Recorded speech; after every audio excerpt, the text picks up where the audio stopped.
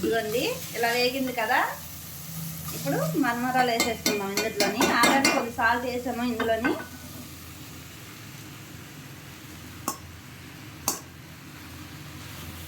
కలుపుతామండి.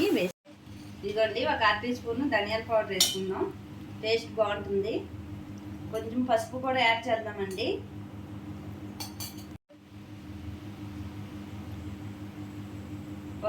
ఇదిగోండి వేపిన శనగపప్పు మనం పొడి చేసుకొని పెట్టుకున్నాం కదా, ఇది వేసి కలుపుకుందాం.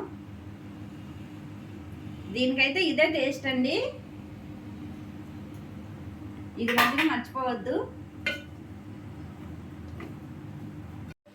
ఇదిగోండి ఉగాని రెడీ అయిపోయింది. ఇప్పుడు మనం ఏం చేయాలంటే ఈ పల్లీలు వేయించుకున్నాం కదా, ఇవి ఇప్పుడు వేసుకుంటే బాగుంటుందండి. కొత్తిమీర కూడా ఫైనల్గా ఇగో ఇలా వేసుకొని ఒకసారి కలుపుకొని వేడి వేడి తింటే చాలా బాగుంటుంది. తప్పకుండా ట్రై చేయండి మీరు కూడా.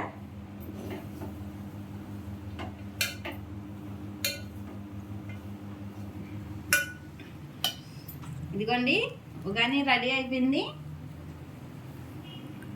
ఇదిగోండి ఉగాని రెడీ అయిపోయింది. ఈ వీడియో కనుక నచ్చితే లైక్ చేయండి, షేర్ చేయండి, సబ్స్క్రైబ్ చేయండి. ఉంటాయండి మరి బాయ్. ఇదిగోండి ఉగాని రెడీ చేసుకున్నాం, టేస్ట్ చేద్దాం ఎలా ఉందో.